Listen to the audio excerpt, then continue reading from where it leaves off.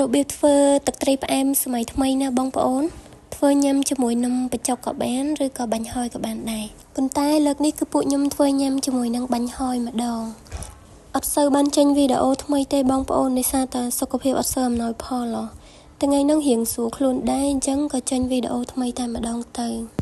សម្រាប់គ្រឿងផ្សំវិញខ្ញុំនឹងសរសេរនៅខាងលើវីដេអូដែលបងប្អូនទាំងអស់គ្នាអាច screenshot យកទុកមើលបានហើយក៏អាចមើលបណ្ដាពេលដែលខ្ញុំធ្វើក្នុងវីដេអូនឹងបានផងដែរណាចូលមកដល់របៀបធ្វើឲ្យណាបងប្អូនជាដំបូងហ្នឹងគឺយើងដាក់ដាំទឹកសិននៅពេលដែលទឹកពុះព្រិចហ្នឹងយើងដាក់ផ្លែប៉ោមហ្នឹងខ្ញុំដាក់ចំនួន1ផ្លែសម្រាប់ទឹកអ្នកទាំងអស់គ្នាអាចដាក់ទៅតាមបរិមាណដែលអ្នកទាំងអស់គ្នាចង់បានបន្ទាប់មកខ្ញុំដាក់ស្ករត្នោតហ្នឹងអ្នកចិត្តខាងគ្នាពីមុនគាត់ផ្ញើឲ្យណានិយាយទៅខាងនៅចិត្តគ្នាយូរហើយតែពួកគាត់នៅតែមានចិត្តល្អហើយផ្ញើស្ករត្នោតឲ្យទៀតអញ្ចឹងអរគុណដល់ពួកគាត់ខ្លាំងមែនទែនទឹកត្រីផ្អែមហ្នឹងខ្ញុំធ្វើច្រើនដែរអញ្ចឹងខ្ញុំដាក់ទឹកត្រីដែលយើងស្លហ្នឹងមួយវែកហើយដាក់អំបិលបន្តិចដោយសារតែពួកខ្ញុំធ្វើរៀងច្រើនដែរអញ្ចឹងដាក់អំពិនហ្នឹងទៅអត់សូវប្រៃហ្មងទេតែបើអ្នកទាំងអស់គ្នាធ្វើតិចតួចទេភ្លក់មើលសិនខ្លាចលោវាប្រៃជ្រុលអីចឹងណាបន្ទាប់មកទៀតហ្នឹងខ្ញុំដាក់អំពិលទុំហើយយើងទុកឲ្យពុះមកស្ទុះសិនហើយចាំយើងបិទភ្លើងណា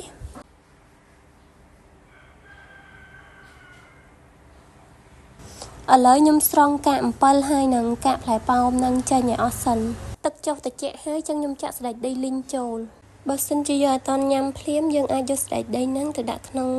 កន្លឲ្យមួយបិទចិត្តចាំពេលយើងញ៉ាំចាំដួសចេញដាក់ចូលទឹកត្រីអញ្ចឹងបានឆ្ងាញ់បើយូរក្របានញ៉ាំស្តេចដីហ្នឹងរីកអត់សូវឆ្ងាញ់ទេហើយអត់ឈ្ងុយទៀតតែនេះដោយសារពួកខ្ញុំញ៉ាំភ្លាមអញ្ចឹងដាក់ស្តេចដីលីងចូលតែម្ដងខ្ទឹមសចិញ្ច្រាំយើងត្រូវដាក់នៅពេលដែលទឹកចុះត្រជាក់ណាអត់អាចដាក់ទឹកអ៊ុនបានទេព្រោះថាតែដាក់ទឹកអ៊ុនទៅខ្ទឹមនឹងវាឡើងពណ៌ខៀវហើយឡើងខាញ៉ាំទៅអត់សូវឆ្ងាញ់ទេ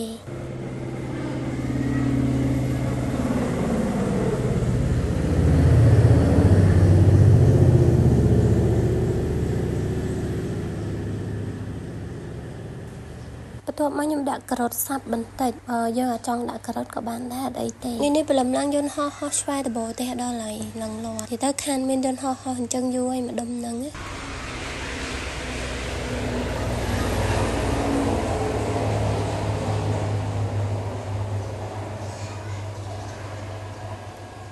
ទឹកត្រីផ្អែមយើងរួចរាល់ហើយបងប្អូនហើយខ្ញុំអត់មានបន្ថែមស្ករប៊ីចេងអីទេដោយសារតែរសជាតិហ្នឹងគឺល្មមឆ្ងាញ់ហើយ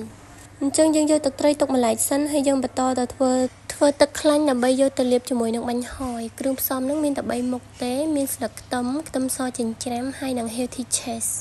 សម្រាប់ខ្ញុំបើញ៉ាំខ្លួនឯងខ្ញុំអត់លាបខ្លាញ់ទេខ្ញុំញ៉ាំបាញ់ហយហ្នឹងសុទ្ធអញ្ចឹងហ្មងប៉ុន្តែអានេះខ្ញុំធ្វើឲ្យចាយខ្ញុំក៏ថាឲ្យលាបប្រេងអញ្ចឹងទៅដើម្បីងាយស្រួលកាន់កុំឲ្យកាន់ទៅវាស្អិតជាប់ដៃពេលប្រេងឆាក្តៅបន្តិចចាំយើងដាក់បំពងខ្ទឹមស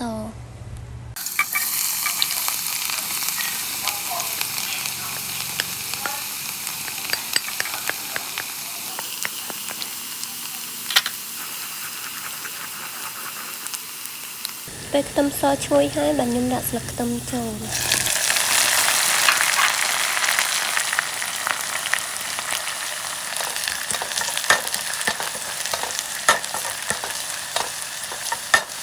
ពេលបំពងខ្ទឹមនិងស្លឹកខ្ទឹមរួចរាល់ហើយយើងដាក់ចុះទៅបងប្អូនហើយយើងមកចាប់ផ្ដើមយកបាញ់ហយយកមកលាបជាមួយនឹងប្រេងដែលយើងបានបំពងមិញហ្នឹងណា